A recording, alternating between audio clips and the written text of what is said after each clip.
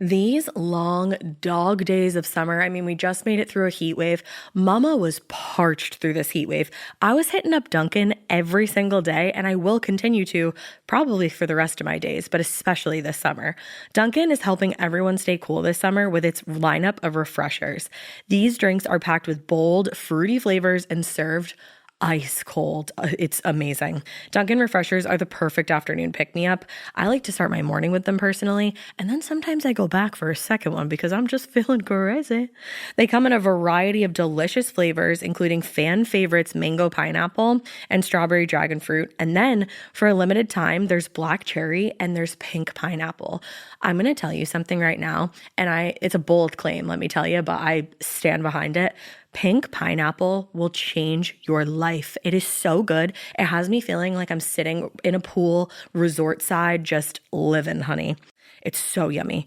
Try your favorite flavor with green tea, sparkling water, lemonade, or Dunkin's all-new limeade. I haven't tried the limeade yet, but I'm going to. Usually I get my drinks made with green tea and occasionally lemonade, but I do really like the green tea. Or if you don't want to build your own, try one of Dunkin's curated refreshers like the Cherry Lime Ricky or the Ultimate Pink Daydream. The Cherry Lime Ricky, scrumptious. I could drink like 3 of these a day. They're so freaking yummy.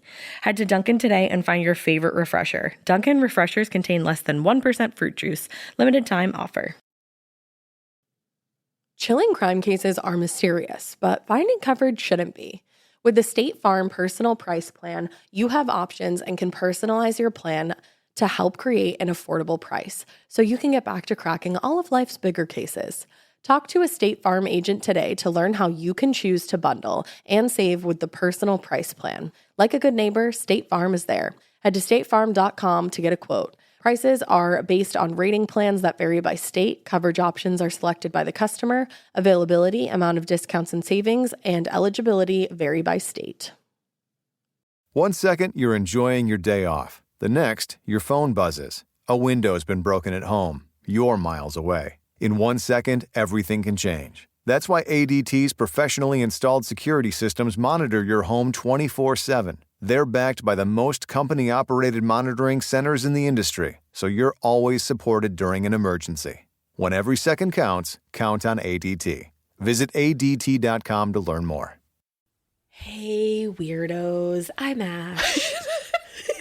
And I'm Alaina. And this is Morbid.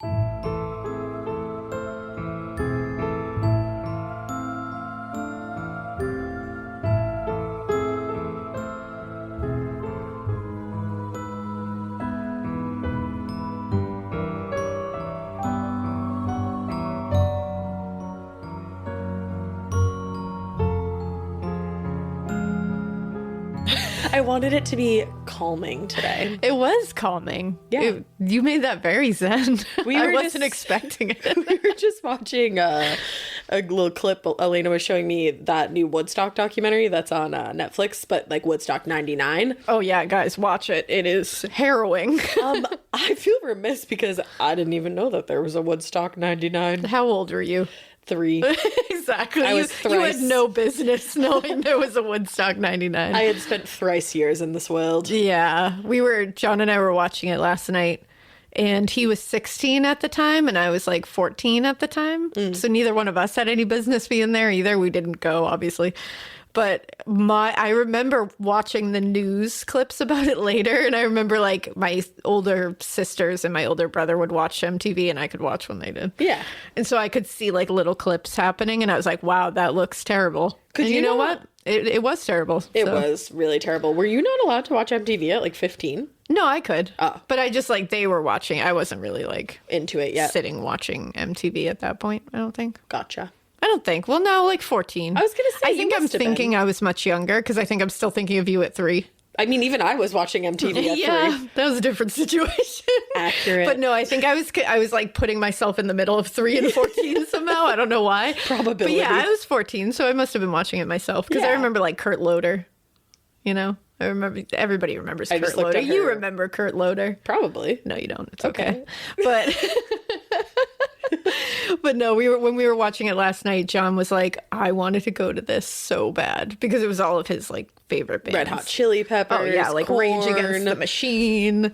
Like, it was a great lineup. But when you watch this documentary, guys, watch it. I'm telling you, it is. You can feel it. Whew. Like, you can feel just the yuck. And you feel it, like, stress. you feel it sliding into what it became. Yeah. And it's, I think it's only like 3 episodes because it was 3 days. So it hits each day. Oh, okay. And by the time you're like, we haven't even finished 3 yet because we're just like preparing ourselves for the travesty that is going to be day 3. Oh, man. But man, I'm telling you, it's a good one. I'm so scared. Yeah. Other than that, that's a life update, watching that documentary. Yeah.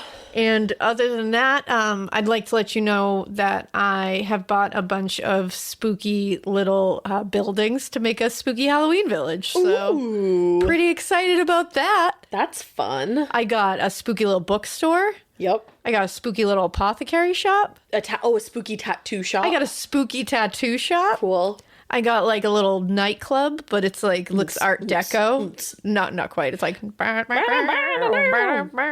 it's It's like, oh my God, it's like the remix in The Great Gatsby when it's like, I can't stop. I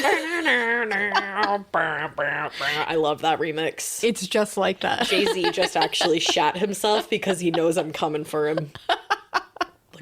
So Hello. I mean, yeah, that's what's going on in my life. I'm pretty excited about it. I also just one more update, big updates, guys. You didn't even tell me about this one. This one's huge. I painted an excavator on my youngest's wall because she loves construction equipment. She certainly does. Whenever we're in the car, she'll be like, Titi, that's an excavator over there. And Titi, that's a dump truck over there. And do you know that's a backwater over there? And I'm like, what? She's very up on all things construction. Wait, when John was like going through the construction vehicles with her and he was like, and is this one like a dump truck? Oh, yeah, he was intentionally saying them wrong because he just wanted to see her, like, tell him that, yeah. And so he was like, is this a bulldozer? And she stopped and said, I see why you think that's a bulldozer, but that's a backloader. And then she was like, see, it has a scoop or whatever it was. And he was like, what are you? Blippi taught her everything she knows. 3 years old. And she's like, let me tell you about it. But for the older girls, they loved like unicorns and rainbows and they were into that. So I painted a big rainbow on their wall. But the littlest one, she's into construction vehicles, and I say, why not make her room exactly what she wants it to be? So she has a big excavator painted on her wall now, and I'm pretty excited about it. She has a chaotic room, which like soothes her chaotic soul because she also has like a giant moon. Yeah, she has like a giant moon, which she loves. She's always like, that's my moon. My moon. And she likes to show people her moon. Yeah. But then she has a big excavator now that she's probably gonna be so stoked about. Yeah, it's almost done, so I'm excited about it. But I'll post a little picture of it because it's fun. Here are my updates. I don't have children, so this weekend I upped my Botox and got my lashes laminated. There you go. And I tried a lip flip. Wow. Yeah. The differences between them. I gotta let my nurse know if I can drink out of a straw in a few days. There you go. Yeah. I love that for you. Thanks. I love that John and I are like, we got to watch a Woodstock 99 documentary, and then I painted an excavator on my littlest wall. I'm like, cosmetics. But yeah, that's all the updates. And now I guess we'll get to this Ash-centric episode. Woohoo, it's Ash-centric and it's old Hollywood. So it's really Ash-centric. Hollywood. Hollywood. All right, people, you party people. All right, Woodstock. No, I'm just kidding. Oh, God, no. No, just kidding. Get us out of here. Okay, morbid listeners. Let's get out of Yeah, here. I wanted it to be calm. Our story begins on what seemed like a normal Wednesday evening in February 1922, February 1st to be exact, Rabbit. Mabel Normand. Why are you laughing at me? It was just funny. Mabel Normand, who at the time was known as the comedy queen of the big screen. Hell yeah. We talked about her in the Fatty Arbuckle Yeah, episode. we did. Well, Mabel was visiting another pal, a pal named William Desmond Taylor. William Taylor was also a Hollywood big shot, having acted, directed, and produced many films in his day. And actually, there were a lot of rumors that he and Mabel were involved with each other. Ooh, but scandalous. you would think, but like anytime they were asked if their relationship was more than platonic, they just brushed off the rumors and said they were simply the best of friends. I love that for them. Which like seemed to be partially true because they were definitely friends, but I'm not so sure. But we'll get there. What they did love to do when they got together, they loved to talk about books and literature. And actually, that's exactly why Mabel was over at William's house in the first place that night. Her chauffeur had arrived sometime around 7 p.m., and she said that she spent about 45 minutes with William. It was a relatively short visit compared to like what they would usually hang out, but they were just exchanging a couple of books and then had a quick discussion about said books and life in general. They had some orange blossom cocktails made by William's housekeeper named Henry Peavy, which like, I don't know what an orange blossom cocktail is, but it sounds delicious. Oh, yeah, it sounds great. All of that sounds great. Yeah, literature. Let's talk about books and drink this fancy cocktail. Vibes. Yeah, so all Mabel, around. Yeah, Mabel vibed. She loved it. Yeah. And then she headed out right around 7:45 p.m. when she got in the car that she'd arrived in. And as her driver headed into the night, she just blew William a little kiss goodbye. That's really precious. And he waved from the door as the car got smaller and smaller and walked back into his apartment, which he did without shutting the door, seemingly just going to his desk to do some work and let the cool breeze just, roam through his apartment. It's weird as fuck, William. What's that about? He actually just like really loved to leave his front door open to let the cool breeze in. Wow. Yeah. Okay. It's February, but remember we're in California. Oh, yeah. So, Yeah, that makes a little more sense, but like still no. Yeah, don't leave your door open. I'm not going to. That doesn't make any sense. No. And Mabel had no idea that would be the last time that she would see William Taylor alive. Oh, no. Or did she? Oh. But before we get to that whole mess, let's talk a little bit about who William Desmond Taylor was in the first place. Yeah, I'm interested. And the work he'd become known for. Well, William Desmond Taylor was actually born in County Carlow, Ireland on April 26th, 1872. And his given name was actually William Cunningham Dean Tanner. Oh, wow. He changed it later in life, perhaps to have a stage name or perhaps to start a new life. Have no fear, we will get there. Okay. So, astrology here. Being born on April 26th made him a Taurus, which in my opinion is like pretty fitting for him because Taurus placements are really dedicated to work. They're known to do everything they can to follow through with any goal that they set them for themselves. They're also like super, super independent, but if they need to, they can work all right with a partner. Okay. They like to be the provider, but they're also very territorial. And again, this is like generalization, and they'd be really fine being on their own. Like they prefer it that way. Okay. And some of their negative traits, by the way, include self-indulgence and stubbornness. So you guys will just have to let us know if you think those qualities describe William. Stubborn like a bull. Could be. Look at you. Look at me. Hey. So he was one of 5 children raised by British parents. Even though he'd been born in Ireland, he seemed to be like way more of an Englishman, and he had the accent to show for it. Now, his father, Major Thomas Kearns Dean Tanner, was super high up in the British Army, and he expected his son to follow in his footsteps. And then his mother, Jane O'Brien, was an heiress. Oh. Of sorts.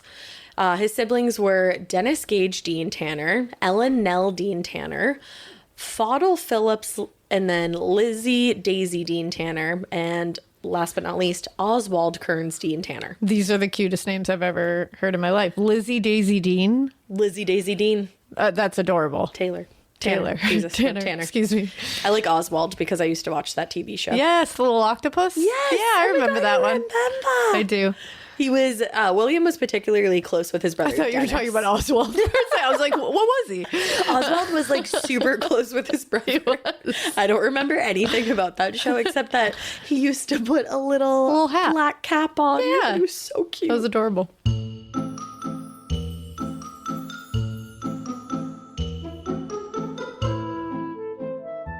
We all have that one friend who, when you ask how they're doing, they always say they're fine. And honestly, it's like kind of the same way with my cats. They seem fine, but I don't speak cat, so I just go with it. I'm like, I hope you're cool. I mean, well, I used to go with it.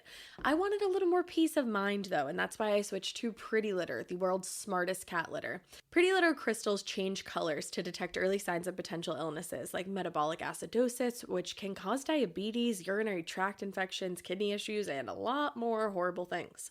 Pretty Litter is ultra absorbent and instantly traps odor, I'm telling you. I put this in my basement and I mean, it's cold there, so it doesn't really smell that often, but like it could smell in the summer, and it never does because Pretty Litter traps the odor. It's lightweight, it's dust-free, and it works for up to a month without clumping, which means no more wasting litter. I also just hate having to sift through the clumps. Like, it really just makes me nauseated, so the fact that I don't have to anymore is great. Plus, Pretty Litter ships free to my door in a small, lightweight bag. I never run out. I don't have a massive container of litter taking up space, and my favorite, I don't have to lug that bulky container from a store to my car and then into my house and down into the basement because, like, whoa, it's a workout, but like not what I'm looking for.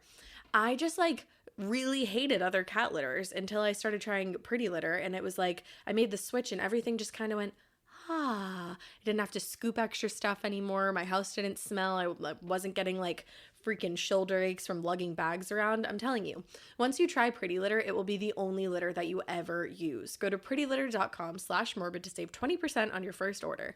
That's prettylitter.com/morbid to save 20% on your first order. prettylitter.com/morbid. But William was really close with his brother Dennis, especially later in life. And just a little fun fact, actually, one of his uncles was a member of the Irish Parliament. Oh, wow. Charles Kearns Dean Tanner. Damn. Just a little fun fact there. So growing up, it was really, really evident that William loved acting, and he would always express a desire to someday pursue his own career as an actor. But his father, like I said, wanted him to serve in the army, and he was like really, really against the thought of his son becoming an actor. Apparently back in those days, they felt like acting was for poor people or something that was too feminine for a man of status to even entertain. Wow. Like, get fucked. Instead, his father thought that William should get a formal education, which he did end up doing. He went to college at Marlborough in England. Marlborough. I can never say that. Like, that's a town in Massachusetts, and I can't I was even going to say Marlborough. It is hard to say. I don't like to say Yeah. In England. In England. In England.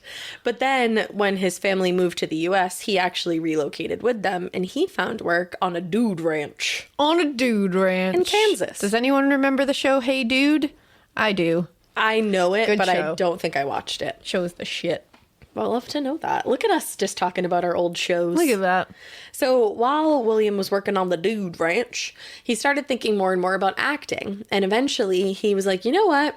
I'm going to go out to New York City. Let's do this. I want to break into the acting world. Hell yeah. Unfortunately, one of his sisters had passed away. Oh. But looking at the silver lining, she had left him an inheritance, and that was what he used to move out to the Big Apple. Oh, so it was like her helping him. Yeah, it was.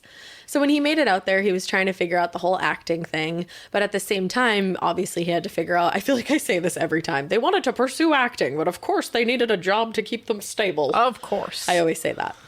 And also, you can't rely on an inheritance forever. No, of course not. So that's when he decided he was going to start his own business, which we would have loved, an antique furniture and interior design business. Ooh, William. And around this same time, he met a woman named Ethel May Hamilton, who also loved acting. And right around the time that they met, actually, she'd recently been in a musical called Florodora, where she used the stage name Ethel May Harrison. Cute. Now, her father was a broker and an investor who ended up actually investing in William's furniture business once he and Ethel got married. What a sweetie. So he got an inheritance. He starts moving out there. He gets hooked up with an actress right away, which is a great step in the door for him. He's killing it. And then her freaking dad, at the same time, is going to invest in his company. Then her freaking dad. Freaking dad. Freaking dad, man. So they got married. They were like, oh, we love each other. And they got married on December 7th, 1901 at the Church of the Transfiguration, which is also known as the little church around the corner. That's really precious. It still All of this exists. is precious. Yeah, you would think. Yeah. And that's Yeah, you would think. Yeah, it doesn't say it that way. It's about to get not magical. That's in New York, and I think it exists to this day. Cute. Yeah. So in a couple years' time, Ethel gave birth to a little daughter who she also decided to name Ethel, very Lorelai and Gilmore Girls. Get it. Little Ethel was called Ethel Daisy. Oh, Yeah. stop. Is that after his sister? Yep. Oh, Called it. adorable. So they had a sweet little family, and they were well known in the social scene in the city. They belonged to all kinds of clubs that were important among New York society. Yeah, they did. But all was not so cute and charming like you just No. said behind closed doors. Because I was going to say, I can see being like, oh, you want to hang out with William and Ethel tonight? Hell yeah, I do. Yeah. Actually, you just said that, and I was like, can we? But Yeah. but I know that they're dead. Okay. Yeah. All right. So the thing is, it was really well known that William was having multiple affairs on Ethel. Oh, no, William. Yeah, he was scooting around town. William, you got a kid now. But my favorite thing is that he pulled a Real Housewife moment there. He told his family that he suffered from bouts of amnesia.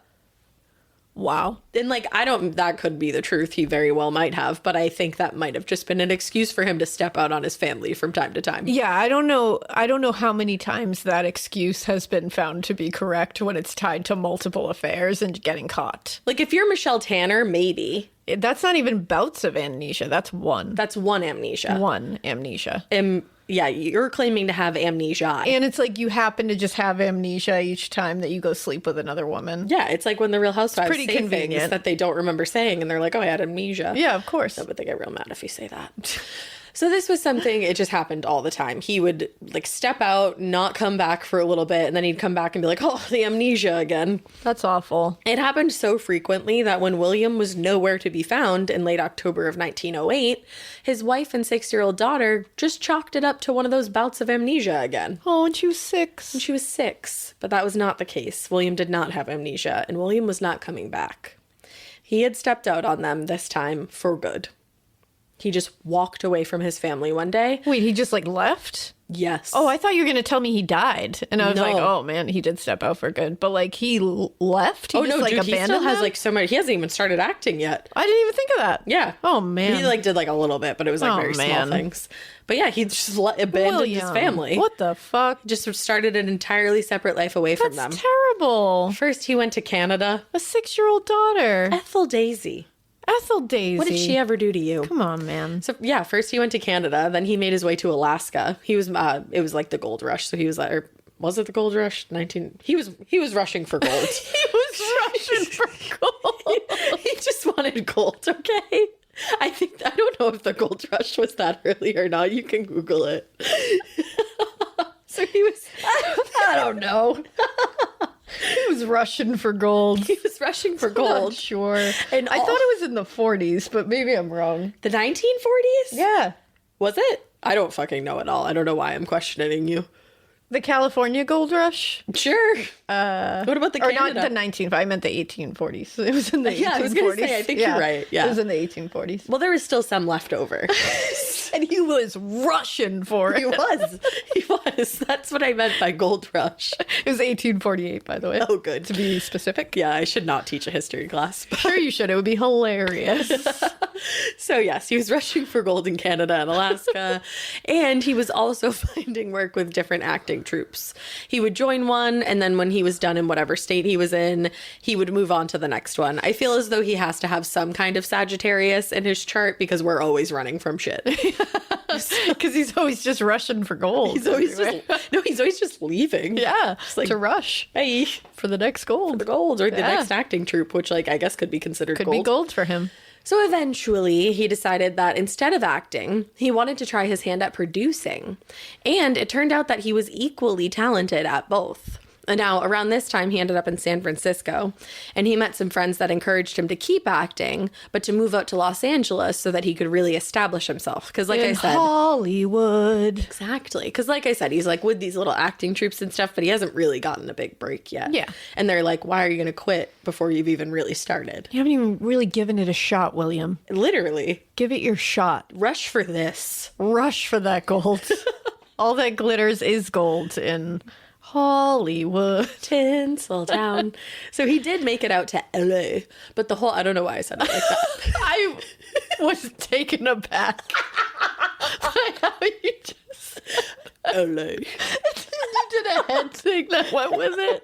It was real intense. I know people are always like, you guys should video the podcast, but based on what I'm wearing today, the answer is nah, dude. I'm wearing a full adult onesie. Cute. And a sweatshirt over it. It's not an adult onesie. It's just a jumpsuit. Like, it's cute. Don't call it an adult onesie.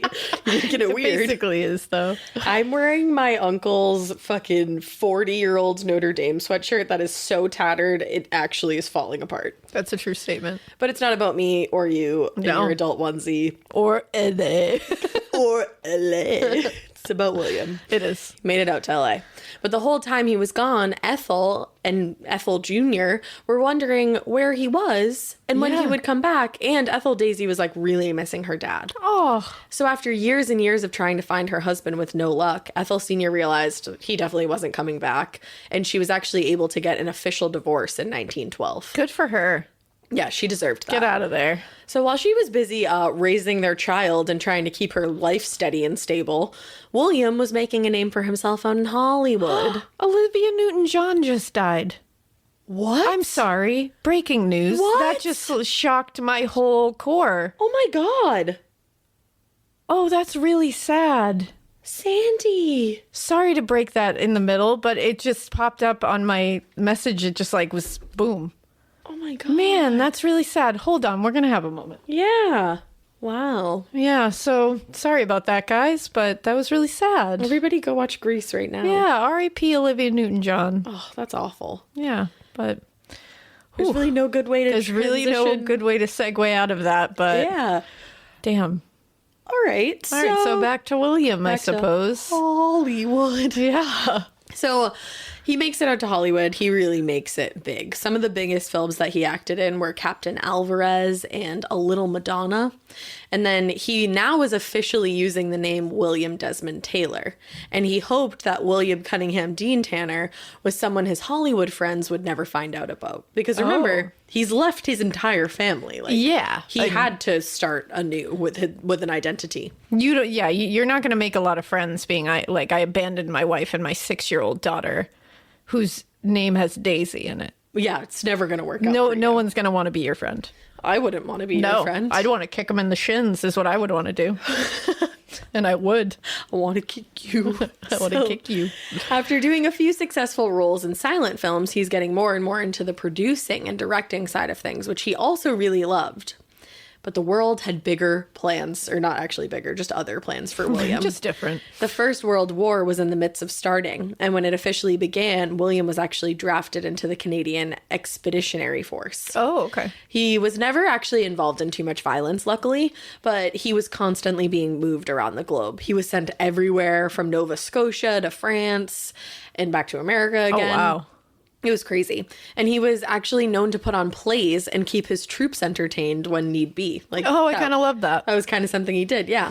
So he was a great leader, and so much so that by the time he was finished with all of his deployments, he'd been upgraded to major, just like his father. Oh, look at that. Meaning that Thomas Kernstein Tanner got the best of both worlds. He sure did.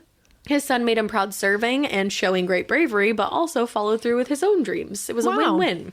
You just have to wonder if his family was like, hey, like, where's your wife and kid, though? Yeah, I feel like that would be like forefront of my mind. Yeah. I think I'd be like, that's awesome. Like, great. So cool that you are like so heroic and great. But like, have you seen your 6-year-old lately? Yeah, and he would say, No. Your wife? No. Okay. Yeah, so he gets home from the war and he gets right back to work. He's producing and directing.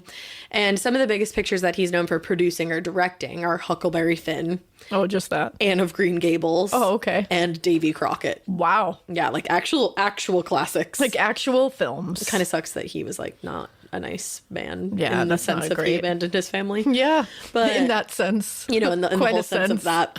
But when he returned home from war, he was honored by the Motion Picture Directors Association. They threw a celebration in his honor at the Los Angeles Athletic Club. Wow. So he had been working with all kinds of big names. One of the biggest names in Hollywood at the time, Mary Pickford. Oh, okay. Yeah, like huge. But also Wallace Reed, and eventually a young star that he would discover himself, Mary Miles Minter. She was the star of his 1919 production of Anne of Green Gables. And just a year earlier, in 1918, when Captain Alvarez was being shown in New York, Ethel Sr. and Ethel Daisy were watching the movie. And Ethel had realized where her husband had ended up. She was like, he left me for fucking the pictures. Oh, man. So she turns to her daughter, who's now like 16, because 10 years has passed by this point. She points at William on the screen and tells Ethel Daisy, "That's your father." Wow. So once she realized where he was, his estranged, or actually ex-wife now, was able to contact him, and she was like, "Listen, buddy, the jig is up." Wow. Imagine your man's abandons you and then becomes a big movie star, and you have to see his stupid face on TV. And it's like, did he really think he was going to be able to hide in plain sight? Right. Like, you think she doesn't watch the pictures? Like, buddy, you're Captain Alvarez. Come on. Jesus, I would be so mad. I would be angry. I would want to kick him in the shins, like you said. I'd be perturbed. So a couple of years later, hopefully after some steady correspondence, we can only hope, William actually did take a little vacation, and he headed over to New York to meet up with the family that he had left behind. Oh, hey. And in 1921, he officially made Ethel Daisy his rightful heir. And he really did seem to reconnect with her, which was great because, as we knew, they only really had a few years to nurture their relationship before he passed away. Because on February 2nd, 1922, William would be found lying dead in his Alvarado Court apartment. Damn. So his housekeeper, Henry Peavy, would be the one to find him. When Henry arrived that morning, he used his key to open up the home, and when he walked in, he saw his 49-year-old boss lying face up right next to his writing desk. Only 49. Yeah, he was young. Wow. There was a chair that had clearly been knocked over, which was by his feet. Sorry, I said that's super weird.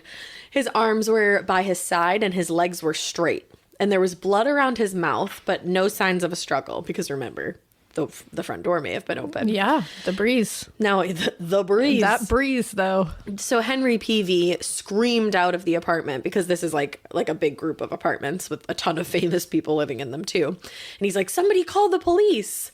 But the apartments where William lived, like I just said, were full of all different high-class human beings and celebs. So instead of calling the police, some of them just stumbled right into what they hopefully didn't realize was a crime scene. But like somebody did just yell to get the police. So I don't know what you thought you were going to get. That's it, like, call the police and you're like, "Oh, you want me? Yeah, I'm coming. I'm an actress." Right. Like, no, not the same. All these famous people are just stumbling into his apartment, like looking at him. Cool. They're like, "I played a policeman once." I can do help. it. All right, I think my line was, shit. Guilty. So a neighbor, a woman named Edna Purviance, instead of calling the police, decided that she should probably call Paramount Pictures instead. Oh, yeah, of course. William That seemed to be like a very common thing. Oh, yeah. Like, you've had other ones that it's like, "Oh, Yeah. should I call the police? Should I call 911? You know, I'm going to call Paramount Pictures." Like, Yeah. why are they third? Why are they like first in line before the police and an ambulance? So they can set the story Yeah, up. seriously. Well, William had worked alongside and under Paramount for quite some time, so if there was any kind of scandal afoot, Paramount would definitely want a leg up on the police in finding out what had happened first. Of course. Coming up with a more palatable version of those events. So Paramount studio manager Charles Ayton arrived on the scene not too long before the police were eventually called, but he had plenty of time to hypothetically plant whatever he needed to and get rid of what he wanted to. Now, something we definitely know that he did do was take various letters and perhaps other evidence out of William's home. Now, some of those letters would come to light later. There were some between him and Mabel, and others written to him by Mary Miles Minter, that young actress who he had discovered, who was young enough to be his daughter. Now, we're not quite there yet, but don't worry. We're making our way to a whole bunch of Mary T. Ooh. There's Mary T up in here. Mary T. Now, the crazy thing is that it really, like we were just talking about, it really wasn't that unheard of when a more A-list celebrity was found dead in their home that the studio was called instead of the police. And I was trying to think of it off the top of my head, the Jean Harlow house. Yeah, that's exactly what it was. That That's what episode, I was thinking of. her husband, Paul Burns, was found with a gunshot wound, but it was unclear whether it was self-inflicted or not. Yep. And then instead of calling police, MGM was called, and they showed up. Yes. And they collected various items and got to work on, like, working out the story with everybody. Yep.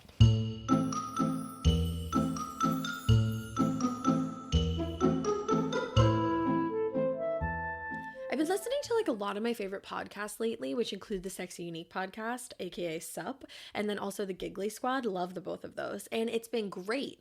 And one reason that it's been great to listen to is because I use my Raycon wireless earbuds to listen to it. Raycon's everyday earbuds, they look, they feel, and they sound better than ever. With optimized gel tips for the perfect in-ear fit, these earbuds are so comfortable and they will not budge, trust me. I was like walking down the street the other day with them with a little pep in my step and they stuck in there. Raycons give you 8 hours of playtime and a 32-hour battery life. That's like pretty legit. Raycons are priced just right. You get quality audio at half the price of other premium audio brands. It's no wonder why Raycon's everyday earbuds have over 50,000 five-star reviews. They also, like my couple favorite things about them is that they have noise isolation. So it's like, you know, you can hear what you're listening to, but you don't have to hear the entire outside world around you. But when you do want to hear a little bit of the outside world around you, you know, maybe you're on a walk and you want to make sure you're being safe, there's an awareness mode. I love that because, hello, I'm literally a true crime podcast host. I can't be walking around like not hearing what's around me. So it makes me feel good that I can listen to my music, but also be aware. Go to buyraycon.com/morbid today to get 15% off your Raycon order. That's buyraycon.com/morbid to score 15% off. Buyraycon.com/morbid. So when William was found dead in his home, it was definitely in the best interest of Paramount to go in and sweep for any unsavory evidence. Now, they had just gone through their entire scandal with Roscoe Fatty Arbuckle. Ooh. Like, it was just coming off of that. Oh, damn. And he was possibly involved, like we know, in the murder of Virginia Rapé. But they'd also gone through a scandal with one of William's screen time partners, Wallace Reed. Wallace was involved in what became known as the first major drug scandal of Hollywood. Ooh. He'd been injured in a train accident back in 1919, and because they would just like throw morphine in your face at that point, he got incredibly addicted. He couldn't get his work done well without the amount that his body eventually became dependent on, and his health and his career were both on the decline. And then he got arrested in 1921 because he was violating probation. He had a previous drug charge. And then in October of 1922, he collapsed in his home and he was sent to a hospital, but later died in a sanitarium. Oh, geez. Sanatorium, excuse me. So all that to say that Paramount simply was not interested in trying to explain what had happened here with William. No, of course not. If it had been anything nefarious, they just wanted to sweep that under a big rug with a big broom. Yeah. No one will ever find that rug. No one. Don't worry. Never. So when the police finally were called and they did arrive on scene, it was about 8 a.m. And the coroner arrived about 30 minutes later. But before the actual coroner got there, another man would step on the scene and he claimed to be a doctor. He said that he'd been nearby attending to another emergency, and that as he was wrapping up with that emergency, he heard about William. So as soon as he got there, he announced to the crowd right away, before even like touching William or doing anything, he said, he died of a stomach hemorrhage. What?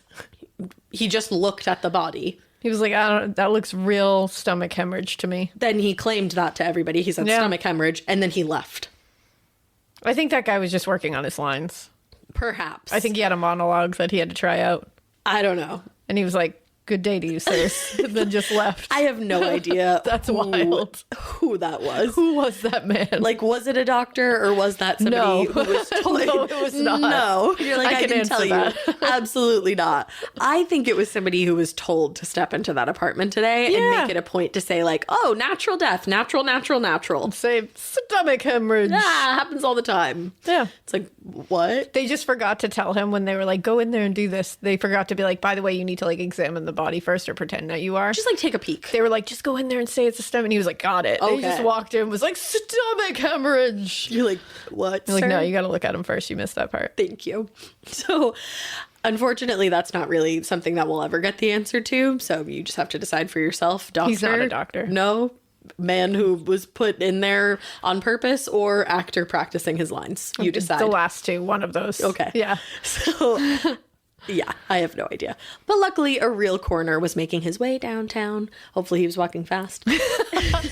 Face is probably passed. And and he was homebound. He was actually William housebound. There you go. So when William McDonald, the coroner, arrived on scene, he wanted to touch the body. So he I could, trust him. Figure out what was going on. That's the doctor. Yeah.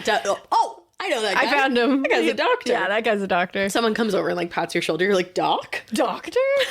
So he lifts the body and gets a closer look. And that's when it was discovered that William had not died of natural causes. He had not bled out from a stomach hemorrhage, which actually made no sense at all. He had been shot in the left side of his back with a .38 caliber bullet. Wow, that other doctor was so wrong. Yeah, that other not doctor had no idea what he was talking about. That other not doctor, really, he missed a big one. Yeah. Like an actual bullet. Like the That's whole like a whole ass bullet. Wow. Now, the detectives Damn. on scene and later the medical examiner would become pretty certain that William died with his hands raised at the time that he was shot. Oh, like he was holding them up, like Yes. surrender? Maybe. Now, Ooh. it was because of the way that the bullet had gone through his jacket that they thought his arms were, like, raised. Okay. The bullet was described as first entering William's left side, about 6.5 inches under his armpit, very close to where his left kidney would be.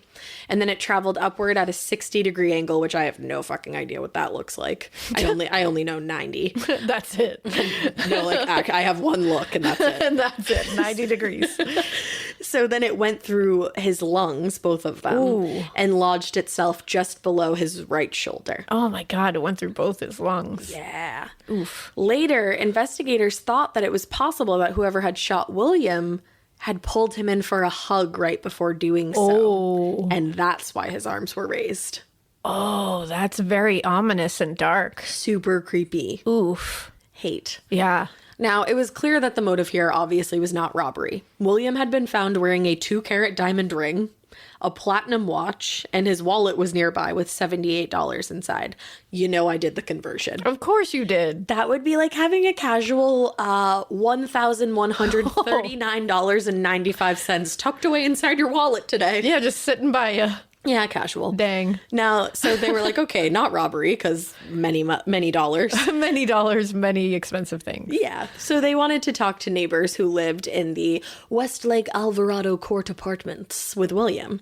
And the first couple that they talked to were a silent film actor, Douglas, and his wife, Faith McLean. So both of them said that they had heard a loud bang kind of noise right around 8 p.m. the previous night.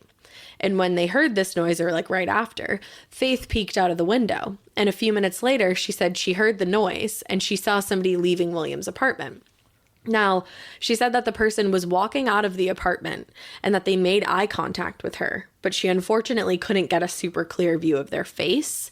And she couldn't tell if it was a man or a woman that she was looking at. Ooh. Yeah. That's also like, I'm worried for you, Face. Yeah, You I made know. eye contact. Yeah. Ooh. Not good. No.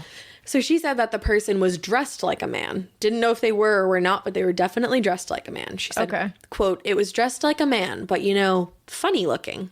It was dressed in a heavy coat with a muffler wound around the chin and a cap pulled down way over the eyes." A getup that she would later compare to her idea of a motion picture burglar. Okay. So she went on to say that if this person was a man, that they were clean shaven, they were white and had a medium build, and that they were right around 5'9". And she said she was sure that this person had seen her looking out the window, but they didn't actually seem to care very much. Okay. They just turned away from her, kind of looked back into the apartment, and then closed the door behind them and just walked into the night. Brazen. So since this person seemed so calm, she obviously didn't think too much of it. There were tons of people coming and going from William's apartment all the time. Like, he was a director. He was running lines with people. He was an actor. He had parties, you know? Like, Yeah. It wasn't crazy. So she and Douglas said, you know, maybe that noise was just a car backfiring and, like, we're being a little crazy. Yeah. Like, that couldn't be somebody getting shot Yeah, everybody thinks that at some point. until they realized that their neighbor actually got shot. Yeah, that's rough. Yeah. Hindsight. 2020. They also told the police that their maid, Christina Jewett, had told them that she had heard footsteps in the alley right before what they later realized was a gunfire. Oh, jeez. Now, this was creepily right on the nose because during their investigation of the scene, they had found 6 cigarette butts in the alley right behind William and Faith and Douglas's apartments. Let's get some DNA. I know. In 1920, I don't Yeah. think they even knew what that was. Jump in the DeLorean. Come on, guys. Go back to the future. Let's do it. I've never seen that movie. Yeah, I know. I'm sorry. I'll watch it someday. It's gonna to 88, everybody. What? I said, let's gun it to 88, everybody. Yeah. Ash is like, yeah, Do it. let's go. You never drive over 70. So It's because I don't want to go back to the future, Ash, obviously. I mean, you would know if you saw the movie. I don't want to go back to the future. I'd like to go to the past. So had somebody been standing in the alley, like even the whole time maybe that Mabel was there and they were waiting for her to leave so that the coast would be clear to go in and take William out? I don't know. Me either. I have no idea. It seemed possible. It does. And the first person that came to mind, somebody who would have a motive and who had messed with William in the past, was his previous housekeeper, Edward Sands. Oh, look, tell me about Edward. He's a saucy guy. Tell me about Eddie. He was like, not the best housekeeper. No. He and William had some serious tension while Edward was employed. Toward the end of their time together, William, like, went away on a little vacation. And while he was gone, Edward, crashed William's car, stole jewelry and other valuables from William's home, and forged checks in William's name totaling about $5,000, which today would be like if somebody forged checks in your name for about $74,000. Edward is a bad housekeeper. Yeah. I'm gonna go out on a limb. I'm gonna make a statement. I'm going to go out on a limb and make a statement that William was probably TO'd. Yeah, I'd be really mad. Really TO'd. I'd be really mad. That's like criminal. Yeah. He obviously didn't know it when he had hired Edward, but Edward was like a bit of a career criminal, it seemed. Oof. He'd actually been brought to court before for embezzlement charges, and he had been dishonorably discharged from the Navy. Eek. Yeah, Edward Sands actually wasn't even his real name. Yikes. Something that William knew all about, because he wasn't going by his real name either. That's true, because he abandoned his children. Yes. Child. Edward's child, yes. Family. Familia. Edward's real name was Edward Fitzgerald Schneider, and he was from Ohio, but for some reason he spoke with a Cockney accent. I mean, get it, I guess. Career criminal. Yeah. So what really made investigators interested in this guy was, like, well, all of that I was he going to say the crime. the crime. And that sometime around the end of 1921, William started getting super weird phone calls. He'd answer, and it would obviously sound like somebody was there, but there would be nobody that answered on the other line. So it's like, what the hell? Like, What's going on? Why aren't you answering? What's happening? Then his home was broken into and various things were stolen, mostly jewelry and also a collection of gold-tipped cigarettes that William liked to smoke. Gold-tipped cigarettes? Yes, get lung cancer, but make it fancy. Wow. Yeah. So whoever had broken in had eaten food from the refrigerator and left dirty footprints all over the place. Ew, pig. Yeah. Whoa. That escalated so quickly. You ate my food and you left dirt all over my floor, pig. Pig? Yeah. It's so, that's like such a like powerful insult. It's a gnarly insult and I meant it. I know. Like, I will hurl that insult at you if you eat my food and you dirty up my floor. I like do eat your food and dirty up your floor. I let you do that. I know, that's true. So I was like, but It was such a moment. You were like, I was oh like, no. I do that on the daily. Like, if I look at the floor right now, all the crumbs are for me. Yes, that is true. So William called the police. He said 911. And they were never able to determine actually that it was Edward Sands or Edward, whatever his last name was, but it seemed fitting. Yeah. And then in mid-December, the gold-tipped cigarettes actually just magically showed back on William's doorstep, seemingly out of nowhere. Don't smoke those, William. No, he should have also had a Simply Safe camera. Yeah. So then a few days later, on December 27th, he got a weird package.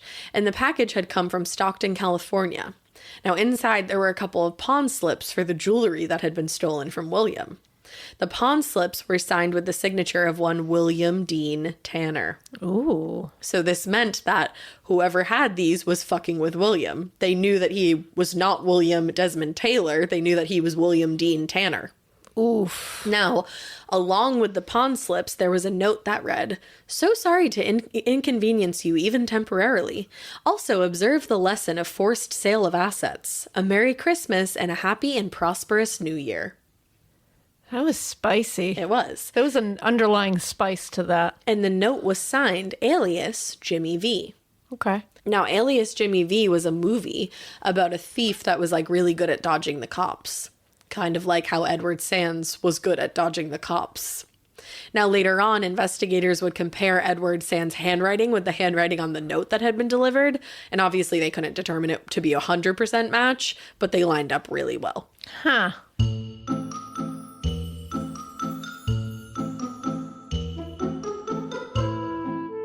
I have always been a big fan of planning ahead, scheduling trips months in advance, plotting out my next career move, figuring out what I'm doing for dinner while I'm literally still eating breakfast. But I never really thought too much about planning for kids, and I feel like that's something I should do, and that's exactly why modern fertility was created. It is an easy and affordable way to test your fertility hormones at home with a simple finger prick. Mail it in with a prepaid label, and you'll get your personalized results within 10 days. You're going to get insights into your hormone levels, your ovarian reserve, which is how many eggs you have compared to other women your age, and important fertility factors. The results go deep into what every hormone means, and you can also download the results to review with your doctor for any next steps that you might need to take. Traditional testing can cost over $1,000, but Modern Fertility gets you the same information at a fraction of the price. And if you go to modernfertility.com/morbid, you can get $20 off your test. Also, if you have an HSA or FSA, you can put those dollars toward Modern Fertility. If you want kids today or maybe someday in the future, clinically sound info about your body can help you make the right decision that is right for you. Right now, Modern Fertility is offering our listeners $20 off the test when you go to modernfertility.com/morbid. That means your test will cost $179 instead of the hundreds or thousands that it could cost at a doctor's office. Get $20 off your fertility test when you go to modernfertility.com/morbid, modernfertility.com/morbid. Now then, after William's death, an actress friend of his, Claire Windsor, told the police that William had told her just days before he'd been killed that if he ever saw Edward Sands again, that he would kill him. Ooh. Like he was like, I'll kill Edward Sands. Sass. Then two people came forward who had been working at a nearby gas station the night that William had been killed, and they described a man that they had seen that asked them for directions to William Taylor's apartment. Okay. They said that this was about 6 p.m. Now, detectives believe that William died about 2 hours later at 7:50 p.m., so the timeline does match up. Yeah. Now, the two gas station attendants described the man almost exactly how Faith McLean had described the man that she saw, man or woman, that she saw leaving William's apartment, except they said that this guy was wearing a suit. And it was definitely a man to them. And they said it was definitely Okay. a man because he had asked them for directions, like Yeah. face to face. Now, then another neighbor, a woman called Mrs. M. Stone, said that as she was heading to her daughter's place, she saw a man near William's apartments, and she said, "At the time, I thought it might have been Taylor's chef." Now, Edward Sands is often referred to as William's housekeeper because he did all kinds of things. He drove him around, he cooked for him, and, he kept the place tidy. So Mrs. M. Stone would have thought that he was the chef. Yeah, of course. It made sense that she said that. But she hadn't realized that Edward Sands had been replaced yet. And that was the man she was referencing. Ah, okay. So she also would have remembered him because he was bow-legged and had a distinct walk. Oh, okay. Edward Sands. So if she had seen him in that area, Yeah. it was like, why was he there? Because he wasn't working for Edward or for William anymore. I want to know. Me too. Now, because his name was coming up so much in relation to the murder, his shady past, and the whole handwriting thing, the police were like, yeah, we got to track this guy down. Yeah, of course. But they couldn't track this guy down at all. Where are you? And I'm so sorry. There it is. Where are you? They tried using an old girlfriend as bait, but it didn't work. Like, she tried to get him to come and he never came.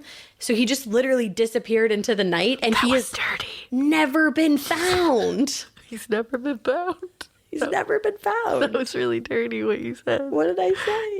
She said she tried to make him come and he never came. Oh, sad. That was really dirty sounding. Sorry, but yeah, he never showed up. I know. Never showed Also, up. sorry that I made you say your joke. I hate when people do that to It's me. okay, but you know what? He never showed up. He never came. And that's what the important thing is. He never came. He didn't. We're punchy He today. didn't deserve it. It's one of those days. It was a bummer, though, because in my opinion, I think he's a pretty fucking solid suspect. Yeah, it sounds good to me. Yeah. Now, by the way, whoever was sending anything like to William, whether it was Edward Sands or not, it was freaking William out. And he told his accountant that if anything were to happen to him, to look out for my affairs. Oh. So while this was all happening, and it seems to be that Edward Sands was the one doing this, William was getting scared. Like, he thought he might be killed. He was like, get my affairs in order here because something bad could happen. Yeah. Oof. Freaky. That's scary. That's like serious, like Godfather shit. Yeah. Get my affairs in order. I kind of love that. I don't. Well, no, like, yeah. You're like, I didn't mean it that way. I didn't mean it like that. So Edward Sands, he was not the only suspect, as I'm sure you will know. And this is when we will get to the 3 M women in the story. Ooh. There's Mabel, there's Mary, and there's Margaret. All right. So let's start with Mabel. Let's go. Mabel, the queen of comedy mentioned at the top of the episode, is again also somebody that I mentioned in our Fatty Arbuckle episode. So she starred alongside Arbuckle, but also William Taylor, and she was killing it at her career. Like, she was a woman of her times. Like, she was wild. Good for her, man. Yeah. Get it. But the thing was, now she was wrapped up in all of this because she'd been among one of the last people to see him alive. Oh, that's a bad hit. She left his house at 7:45, and then the police believe that he was killed sometime around 7:50. That is a 5-minute window that you are going to have a really hard time squeezing yourself out of, Miss Oh, Mabel. yeah, that's tough. Now, Henry Peavy, the housekeeper who had replaced Edward Sands, who had found William dead in his home, was 100% convinced that Mabel was responsible for William Taylor's murder. Wow. Years later, around 1930, he would say that he'd been ordered to keep a fight between William and Mabel Normand secret. This fight allegedly went down the night that William was murdered. Oh. And he said, I was ordered to keep it a secret. So it wasn't just a night of literature and orange blossom cocktails and book club. Not according to Henry Peavy. Oh, Henry, what do you know, Henry? I don't know if we can trust Henry Peavy, though, because he had a good reason to point the finger at Mabel. He also was considered a suspect at one point. Now, this was mostly because he was the person to find William dead, but also because he had been arrested 3 days before William's murder for soliciting boys in a nearby park. Oh, Henry. Gross. What the fuck? He was charged with being lewd and dissolute and was actually supposed to appear in court later on the day that William was found dead. Wow. Now, I think the fact that he didn't have a lot of information to give police, how quickly he pointed the finger to Mabel, and the yucky behavior days earlier made the police suspicious of him. But I'm also not so sure that I believe he's the real culprit. Yeah, he's just an icky human. I also think a lot of the suspicion placed on him had to do with racism because he was a black man. Oh, okay. And at one point in time, he was questioned about another black man that he was friends with.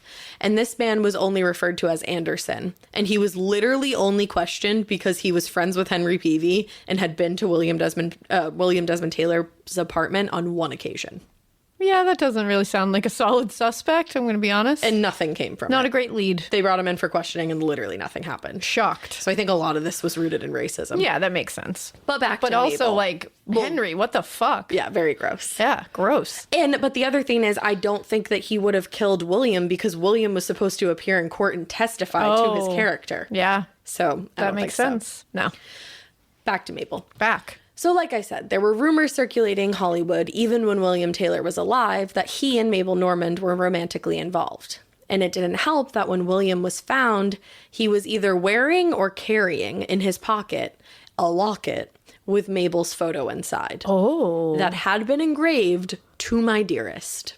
Oh. It also didn't help. Scandal. More scandal. Because Charles Eyton was cleaning up potential scandal-inducing evidence, and he decided to take some of the letters exchanged between Mabel and William and, keep them in his custody. But later, some of those letters would come out in the media, actually in the days following. And although there wasn't, a lot of substance to really any, or at least the one I saw that was released, people were stuck on these letters, and specifically stuck on the way that Mabel signed her letters. She used the nickname William had given her, which was Blessed Baby. Blessed baby? Blessed Baby. Stop it immediately. So when these letters started being talked about in the media, they were dubbed the Blessed Baby letters. The blessed baby letters. The Blessed Who uses that as a nickname for a I would name a pug Blessed Baby. You should name a pug Best Baby. Blessed Baby. I would not like nickname a human being Blessed Baby. That's good to know about your character. And we can continue being related.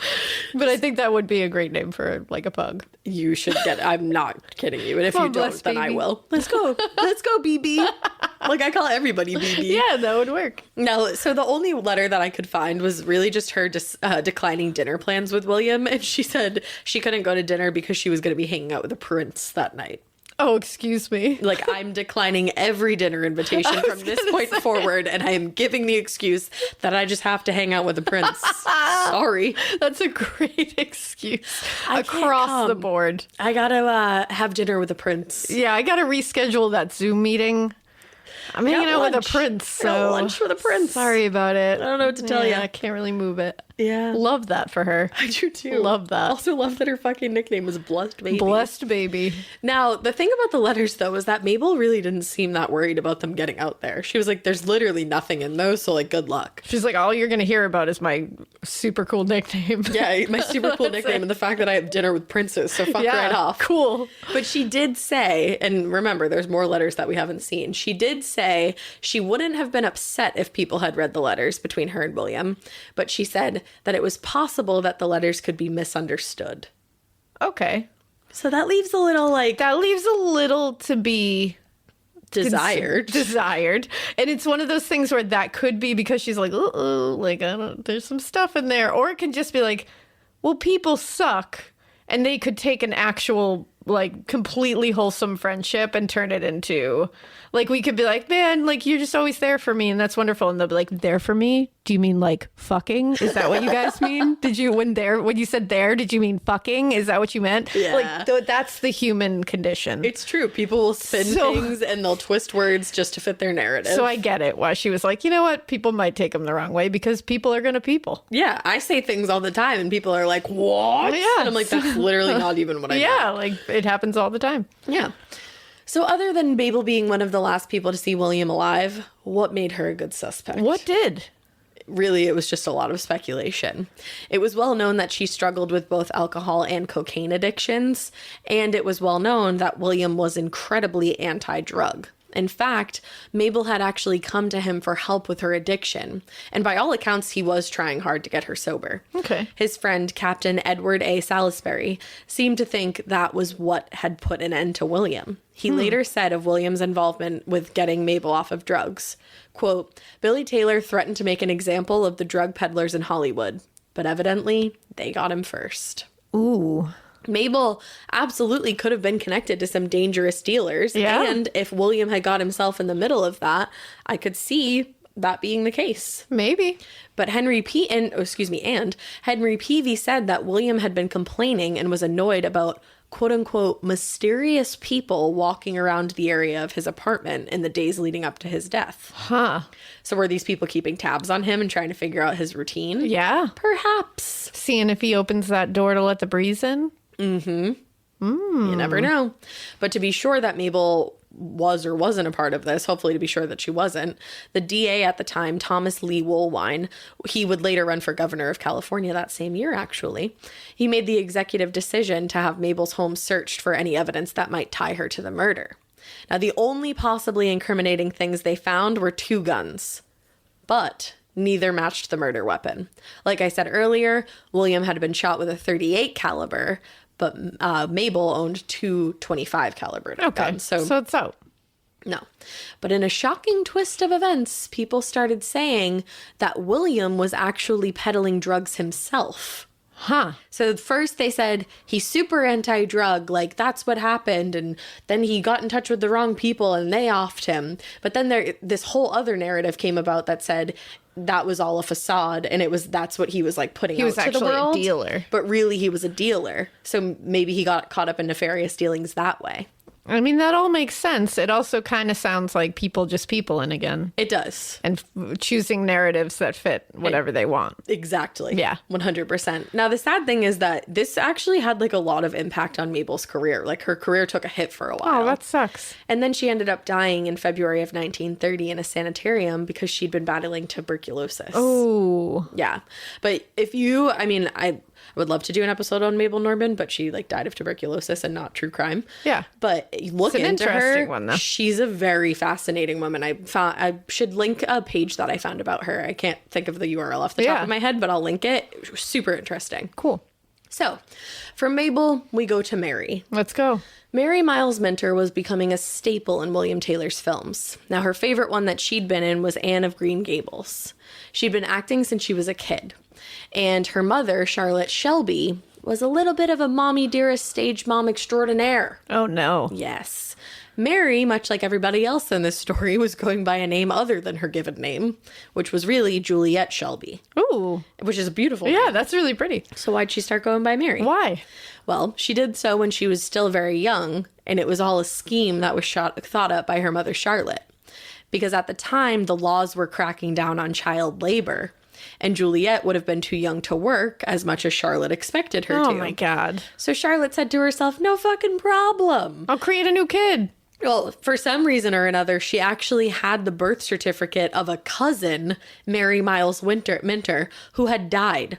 Oh, my God. She literally had her small child start going by the name of a dead cousin just so she could keep working. Whoa. We could do a whole episode on her. And we thought Dance Moms was bad. Yes, jeez. So as a child star, Mary Miles Minter, it's so hard to say. Say that 5 times fast. Ready, go. Mary Miles Minter. Mary Miles That's not Minter. fast. I can't. Mary Miles Minter. Mary Miles Minter. It's so hard. Yeah, it is hard. So she had plenty of experience acting by the time William D. Taylor came into her life. And when he did, Mary was absolutely smitten with this guy. Ooh. Now, it is very unclear whether or not a relationship did start brewing between the two of them. Some people think they were super involved with one another, but others say that's total rubbish. Rubbish. Rubbish. And William was old enough to be Mary's father. She was 19 and he was well into his 40s. So if there was any kind of relationship, that was probably the reason they wanted to keep it a secret. Probably. Now, after William's death, the rumors about the two of them only started to heat up more and more. Now, there were a few things that seemed to be Mary's belongings that were left in his home. There were some letters that Mary had written in code. Now, they were later deciphered, and they were really just her professing her love to him. Oh. There was one that was not in code, and it really just read, "My dearest, I love you, I love you, I love you." And that one was signed XXXXXXXXXXXX Mary. Whoa. So many kisses. So many kisses. Now, the investigators also found a silky lace handkerchief that had the initials MMM embossed on them, Oh, excuse me. as well as a silky nightgown with the same initials embossed on that, too. Huh. So with that, they wanted to speak with Mary. Now, she had actually shown up at the scene the day that William was discovered, and she was said to be very dramatic, like losing her shit. I mean, she really did love him. I was going to say. Like, whether or not it was reciprocated, that would have been some pretty terrible news on her to receive. Of course. Now, even in the years after his death, she always referred to William as the love of her life. Oh, that's really sad. It is really sad. Her story in general is Mary, really sad. I'm sorry. That's sad. Now, when the police asked her, I keep saying now, I'm sorry, but when the police asked her if she and William had ever been intimate, she was emphatic that they had not, and that when the police asked if she had maybe been with anybody in the past that might be jealous about her feelings toward William and wanted to kill him over it, she said there was no way possible. But maybe it wasn't somebody that Mary had been with romantically. Maybe it was the woman looming over her entire fucking life. Who was that? Her mother, Charlotte Shelby. Uh-oh. So word on the street around this murder was that Charlotte Shelby heard that William had taken Mary's virginity, and she was less than pleased about that fact. In fact, while William was still alive, there were multiple instances in which they got into loud fights about this. This is so icky. It's on every disgusting. level. It's so Hollywood. It really is just so icky. It is. Some people connected to William back then said that Charlotte had openly threatened to kill him the last time they had argued. Oh, damn. Yeah. So Mary's sister, Margaret, came out years later, and she said that she remembered the night of William's murder very clearly. Margaret said that her mother, Charlotte, and Mary, her sister, had argued about Mary's infatuation with William, and that Charlotte actually locked Mary in her room that night so that she wouldn't be able to run to William Taylor's place. I know it's very, like, ever after. Yeah. Now, she would go over his home a lot to go over scripts and ideas with him, but Charlotte thought that there was a lot more going on than just reading lines, and she was like, I've had enough. Wow. And Margaret said that Mary escaped from her room at one point that night and ran away, and she figured that she was going to William's house. But once Charlotte realized that Mary was gone, she went down to the basement, and according to Margaret, she came back up holding a gun. Oh. She stormed out of the house, but Mary would be the one to return first. Huh. A little while later, around 8:30 or 9 that same night, and remember, they believe he was killed about 8 o'clock, so this timeline does make sense. Margaret said that Mary came back home and that she was absolutely hysterical, completely inconsolable. Wow. Now, then something bizarre happened. She just sat down, picked up a book, and it seemed like she started reading it, but then all of a sudden she just broke out in like hysterical laughter, like doubled over, just cackling. Huh. So Margaret was like, I'm going to give you some space because it Yeah. seems like you're going through it. Nighty night. But she said when she was able to, she grabbed the book, like once Mary had gone to bed or whatever, the next day. And she said she flicked through the book and that there was nothing to laugh at. It was like a very dry subject matter book. That's strange. So fucking weird. Now later, Mary would tell her sister Margaret that she had seen their mother shoot William Taylor that night. And this is according to Margaret. And interestingly enough, Charlotte did have a .38 caliber pistol, a very rare one, which was the same one that killed William Desmond Taylor. Allegedly, she threw it into the Louisiana Bayou when this information came out that it was the gun that killed William. Just threw it into the Louisiana Bayou? I don't know how she ended up in Louisiana, but Did she throw it across the country into Louisiana? She needed that bitch. Like she was like, whoop, gotta get rid of this. She probably organized a trip and was like, the Bayou, no one will find it there. No one will find it there.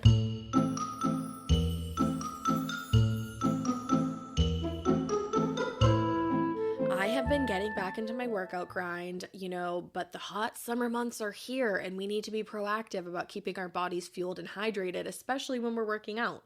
And that is why I freaking love Liquid IV. Making hydration a priority can make us feel healthier in our everyday lives, and it can taste freaking delicious. And listen to this. 1 stick of Liquid IV in 16 ounces of water hydrates you 2 times faster and more efficiently than water alone. And here's the deal. It comes in 10 refreshing flavors. There's Concord grape, lemon lime, pina colada, and tropical punch. It sounds like summer, doesn't it? This is what I do when I wake up in the morning. I literally go right to my refrigerator. I pull out my little water drawer, take a little sip, pour my little stick in. Usually lately I'm doing the lemon lime. I don't know what it is. It's just like very refreshing in the morning on a hot summer morning. And then I hop on downstairs and I do my workout. And the thing that I really love about Liquid IV is like, I swear you can feel it working. Like I start to feel like a little more like, okay, like we're getting into this and I'm feeling good. I'm feeling like, fresh. And Liquid IV in 16 ounces of water, again, it hydrates you 2 times faster and more efficiently than water alone. That's because there are 5 essential vitamins, B3, B5, B6, B12, and vitamin C. And it's got 3 times the electrolytes of traditional sports drinks.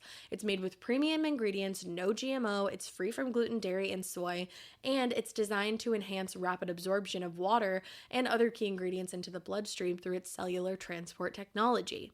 Grab your Liquid IV in bulk nationwide at Costco, or you can get 15% off when you go to liquidiv.com and use code MORBID at checkout. That's 15% off of anything when you shop Better Hydration today using promo code MORBID at liquidiv.com.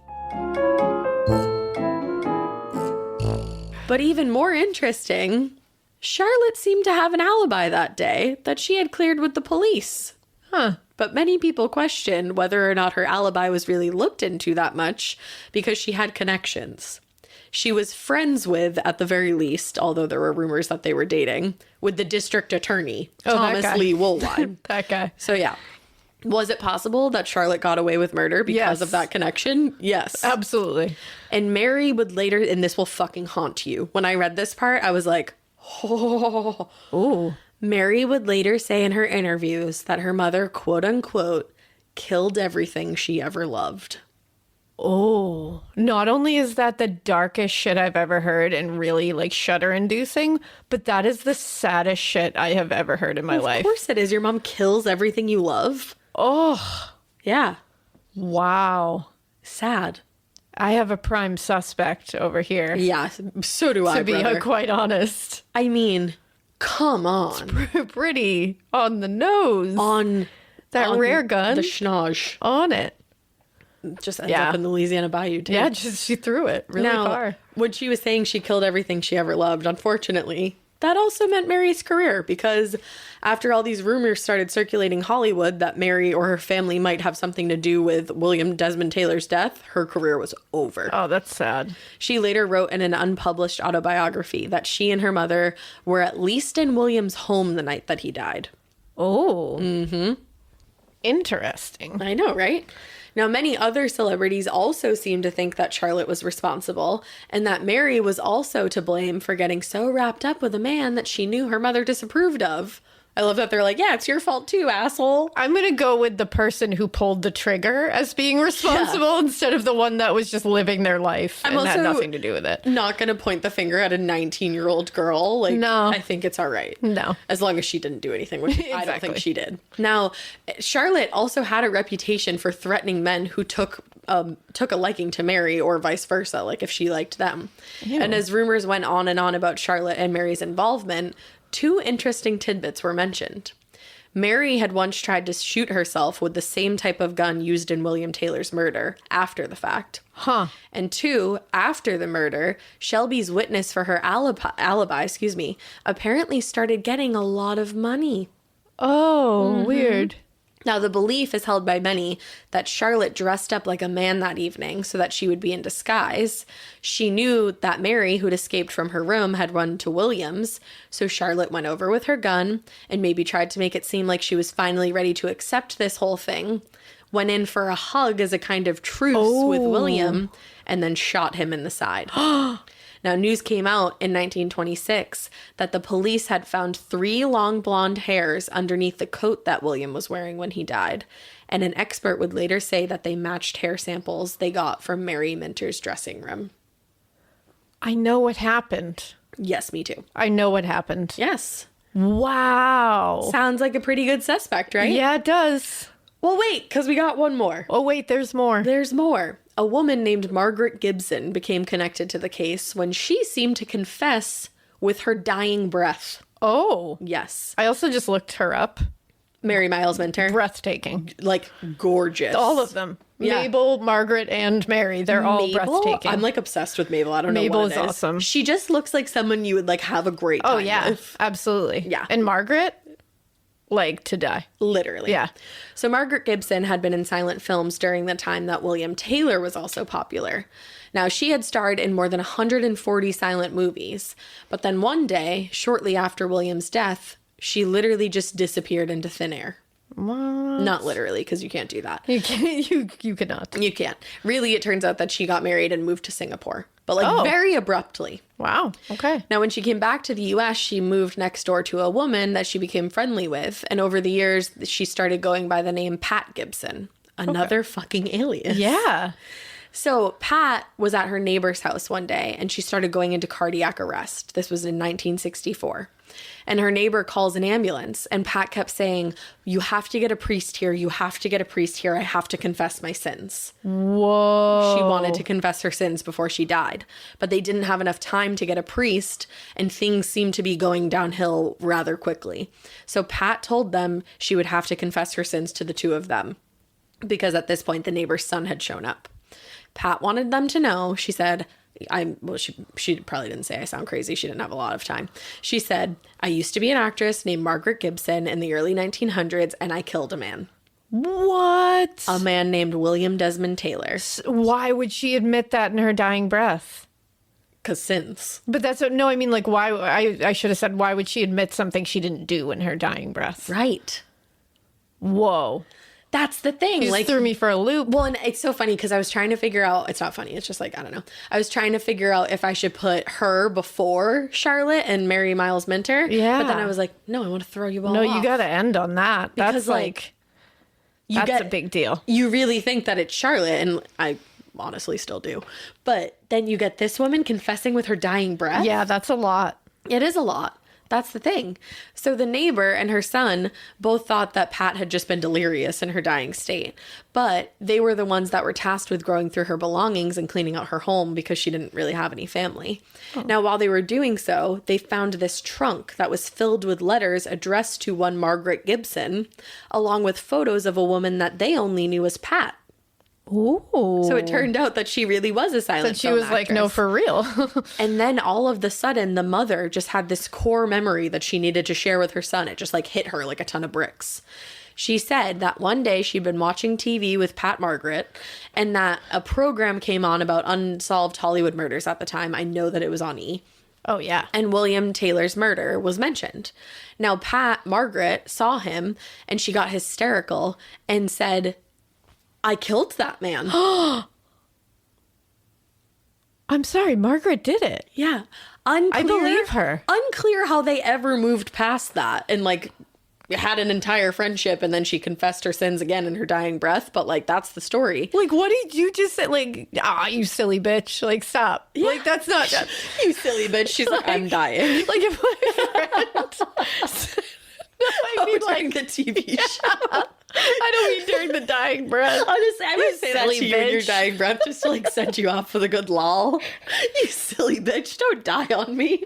That's what I promise I'll say that. Thank you. I appreciate Oh that. God, I don't want to think about that. No, I mean, like, you're sitting watching some unsolved, like, Hollywood thing, and you're just like, I killed that man. Like, you're like, what are you, silly bitch? What are you talking about? Like, I'd be like, that's a serious confession, and we need to go to the police. Yeah. Like, who just says that?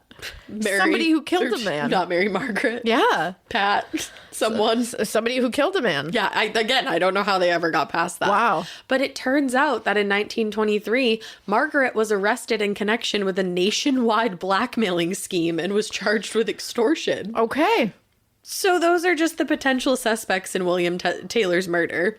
Again, some other theories, I think I mentioned one of them before, but the first one that I'll say, people thought that he was gay and that he was actually part of some love cult, and that's how he ended up A killed. love cult? Yeah, I wasn't going to explore that. That's ridiculous. Probably I did, but it didn't seem to be the case. No, it doesn't seem like a legit one to me. But those people are like, well, that's why the silky handkerchief and the nightgown were planted by Charles Eaton to make it seem like William was straight, because obviously back then it would have been scandalous if it came out that he was gay, which is fucking ridiculous.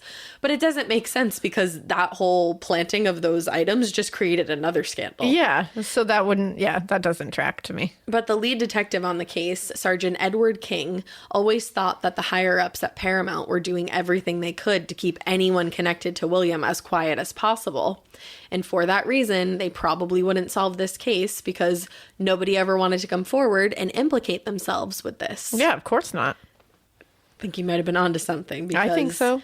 William Desmond Taylor's death is still unsolved. No, it's not. Margaret did it.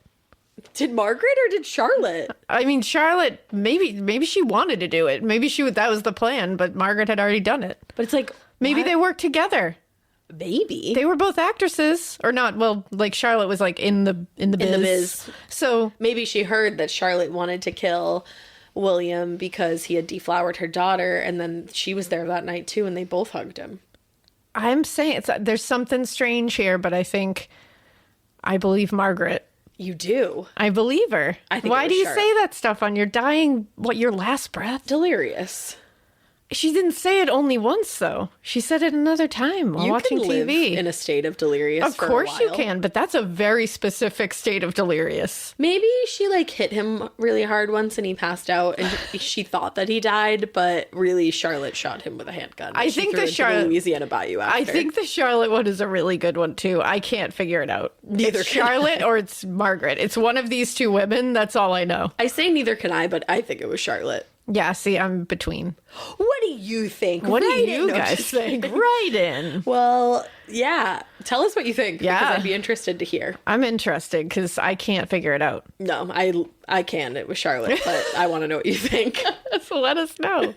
And in the meantime, we hope you keep listening. And we hope you keep it weird. but not so weird that you confessed to killing a man in your dying breath, and like maybe it was you and maybe it wasn't, but like why would you say that in your dying breath if it wasn't you? And definitely don't keep it so weird that you make your kid work in the child labor laws, and definitely don't keep it so weird that you disappear from your entire family and then you show up again like years later and you're like, hi, I'm Captain Alvarez.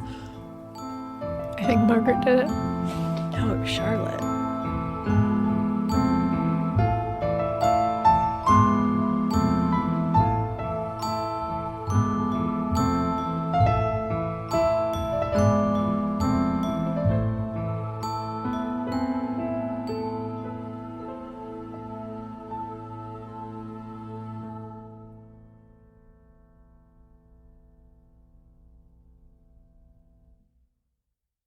I like things my way, my coffee, my schedule, and my treatment.